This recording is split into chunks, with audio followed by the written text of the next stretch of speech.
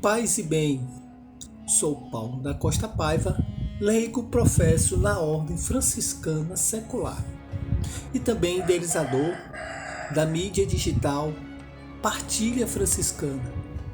Hoje vamos dar continuidade à história, o testemunho de alguns santos, beatos, venerados, servos de Deus da Ordem Franciscana Secular. Hoje vamos falar de alguns mártires, vítima de um massacre que houve em um certo período no Japão, uma missão que houve pela região do Oriente, da Ásia, né? E mais precisamente no ano de 1597. Então vou contar a história de alguns santos, né? De alguns servos de Deus, venerados e beatos, que foram vítimas dessa missão, que derramaram seu sangue como testemunho. O primeiro deles se chama São Paulo Ibaraki, mártir japonês. Os missionários, veja bem, os missionários franciscanos, na efervescência do cristianismo no Japão, difundiram amplamente a terceira ordem para melhor formar os colaboradores em seu apostolado. Muitos terciários prestaram generosamente sua colaboração como catequistas, enfermeiros, mestres nas escolas, colaboradores de evangelização. Deus abençoou esses bravos ajudantes com muita conversão dos pagãos. Quando aconteceu a perseguição contra os cristãos, eram 170 membros na ordem terceira. Eles declararam veementemente, somos todos cristãos, discípulos dos missionários franciscanos. Com eles temos aprendido a fé em Cristo e com eles queremos morrer. Os oficiais do império se limitaram a capturar 12 terciários de Meako, 3 do Osaka, e logo em seguida se uniram a outros 2. Assim foram 17 terciários que derramaram seu sangue por causa de Cristo. Entre eles estavam Paulo Ibaraki, nascido no reino japonês e convertido ao cristianismo por São Leão Karasuma. Ele desenvolveu grande parte de suas atividades na região de Meako, colaborando com os franciscanos na difusão do catolicismo, na assistência aos enfermos como enfermeiro. Submeteu seu corpo a severas penitências. Em 1596, após um período de tolerância religiosa, Taiko-sama, imperador, ordenou que fossem presos os franciscanos e seus colaboradores. Você vê aí já a perseguição, a intolerância religiosa. Também Paulo foi capturado e condenado à morte. A sentença deveria ser cumprida em Nagasaki, mas antes, porém, com seus irmãos foi submetido às duras provas. Sua orelha esquerda foi cortada, exposta ao desprezo da população, e depois conduzido pelas ruas da cidade. Morreu crucificado em 5 de fevereiro de 1597. Os enfermeiros dos hospitais e das clínicas deviam ver em São Paulo Ibaraki seu patrono e protetor na assistência aos enfermos para exercer com amor e profissão a missão juntos aos doentes de corpo e de alma. Uma outra vítima foi São Gabriel de Duisco. Gabriel, jovem criado do governador de Meako, veio de uma nobre e antiga família japonesa. Gentil no trato e no caráter, sua personalidade agradou muito.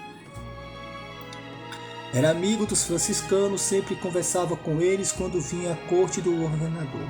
Iluminado pela graça, pediu o batismo e decidiu tornar-se franciscano na ordem terceira. quis consagrar sua vida para o bem dos irmãos e foi acolhido no convento para iniciar os estudos e preparar-se para a vida franciscana. Muitos amigos, instigados pelo budismo, iam ao convento para persuadir a voltar para casa. Seus pais também ficaram irritadíssimos com sua decisão. Quiseram trazê-lo à força para casa. Gabriel, ajoelhado em seus pés, implorou que deixassem em paz. Eles foram exortados por ele a abraçar a religião católica. Sua mãe lhe dizia: filho, não compreendo seu erro. O que pode conseguir com esses estrangeiros tão pobres que para sobreviver devem pedir esmola? Somos uma ordem mendicante, né? Temos carisma mendicante. Gabriel contestou: mãe, sigo esses pobres porque eles seguem a Jesus Cristo. Eles têm indicado o caminho verdadeiro aos filhos da treva. E desejo seguir o caminho deles para alcançar o bem eterno. Peço-lhe, me deixe em paz. Não poderás me convencer nem com promessa, nem com ameaça, nem mesmo com a morte. Essas palavras comoveram muito seus pais, que abraçaram eternamente. Gabriel ficou 3 anos no convento de Meaco, com a idade de 19 anos. Sua fronte foi coroada com a auréola de mártir na colina de Nagasaki, no massacre de 1597. O outro é São João Kisaka. Nascido em Meaco, no Japão, em data não identificada por nós, viveu sua infância observando e admirando o trabalho de assistência ao físico e espiritual praticado pelos franciscanos. Casou-se e teve um filho. Mais tarde pede para fazer parte da ordem terceira secular. E foi aceito, né? Pediu para ser enfermeiro e assim prestar todo tipo de assistência aos doentes, que eram acolhidos nos hospitais pelos franciscanos, e assim prestar todo tipo de assistência aos doentes que eram acolhidos. E esse enfermeiro, dedicado, atencioso e solícito, não apenas na cura dos males físicos, mas também espirituais, daqueles que não tinham mais esperança. E também aos terminais, aos casos terminais, né? Sempre teve uma palavra para restaurar a esperança e o conforto. Consegue convencer seu filho a se converter também. Quando o governo inicia a perseguição aos franciscanos e determina a prisão de todos, também é preso por ser colaborador com todos que têm sua orelha esquerda amputada. É colocado em cortejo aberto até chegar a Nagasaki. Faleceu crucificado em 8 de dezembro de 1596 em Nagasaki, Japão.